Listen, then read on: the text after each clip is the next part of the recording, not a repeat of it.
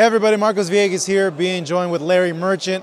We are one day away from this Canelo versus Golovkin pay-per-view fight that's happening tomorrow night at the T-Mobile Arena. We are here after the weigh-in where both fighters stepped onto the scales. To me, they looked in great shape, Larry, but I'm curious, how did both fighters look to you, and did you see anything there that we could maybe look more into?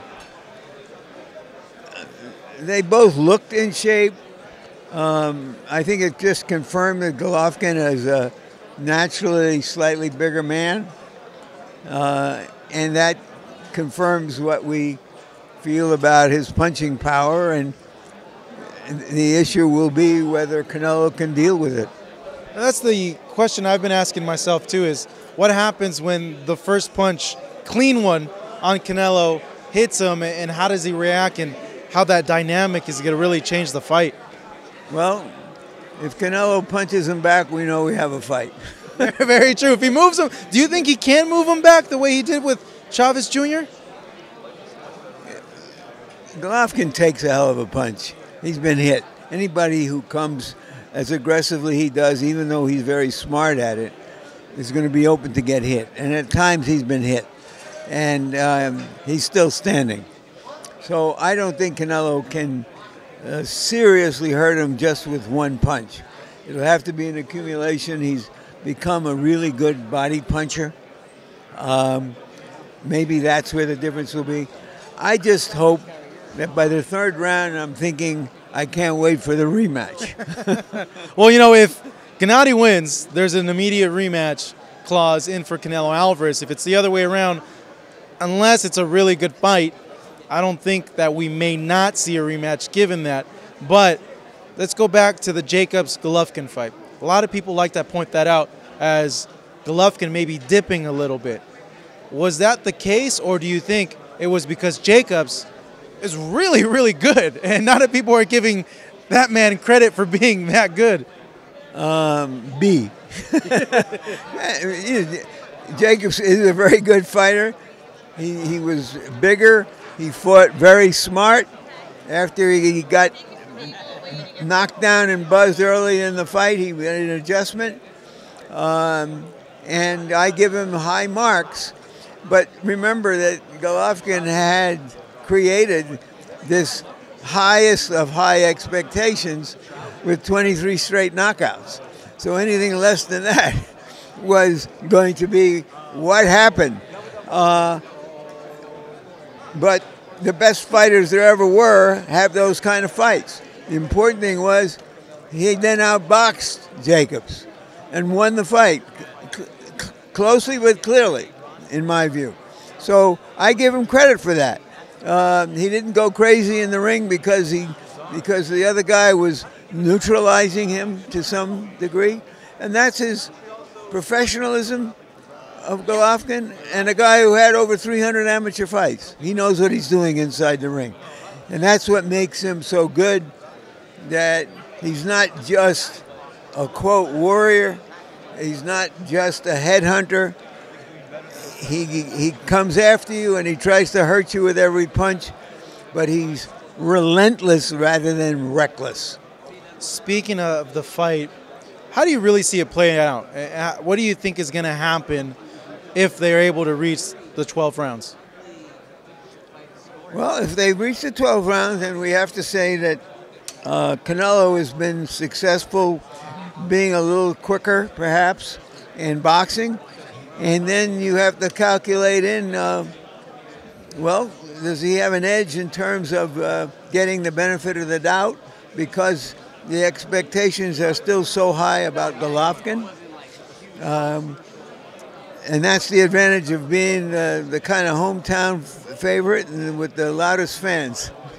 That's very true, and it's something that I think it has to play in their minds, given, you know, Canelo, every time he throws a punch, even if it partially lands, people are going to be cheering, going crazy for anything that goes the way of Golovkin. And we like to say that that doesn't sway judges, but sometimes it can if they're in a bad angle. Or they're human and there's an emotion involved. And what happens in one of those really, really close rounds? And all you remember is one little flurry or one big dramatic shot. You know, that's just the nature of the game, and it would probably be better for the sport if Canelo won. Why? Why do you feel that way?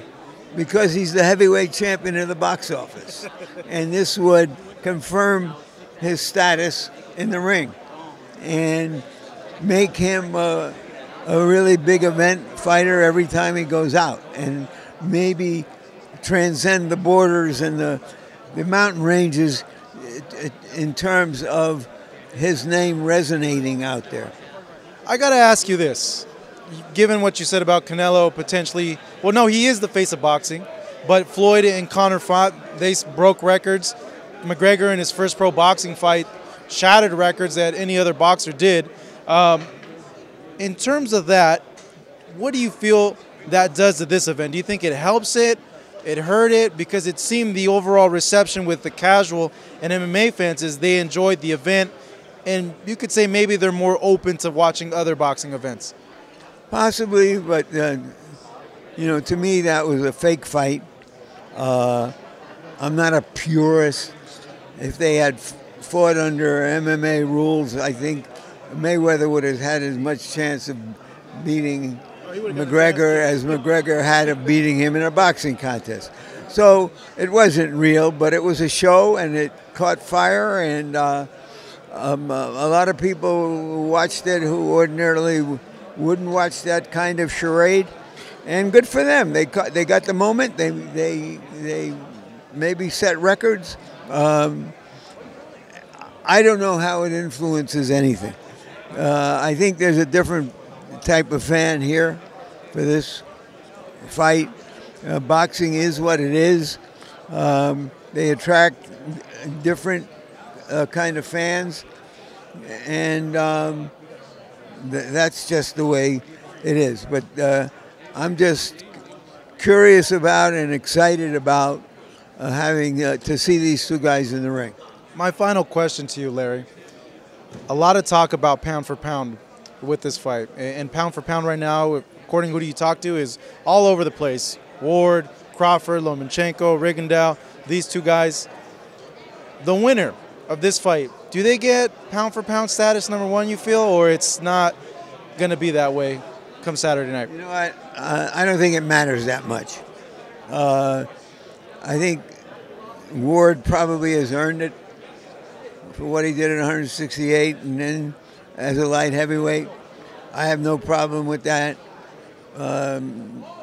It depends on how the fight goes. Again, if it's a really good fight, everybody wins. We saw that with the big heavyweight fight in the spring, right? Who lost that fight? Klitschko got more props for losing a fight than he ever got for winning a fight. So the important thing is it a good fight. Everything will take care of itself if it is. We're gonna get one on Saturday, right? It looks like it has the makings, but it has to happen, and it's very rare that a fight with these kinds of high expectations has them met or exceeded. All right, Larry, thank you. I really appreciate it. It was great chatting with you. Larry Merchant here in Las Vegas. I'm Marcos Villegas. Thanking you guys watching us at home on Fight Up TV.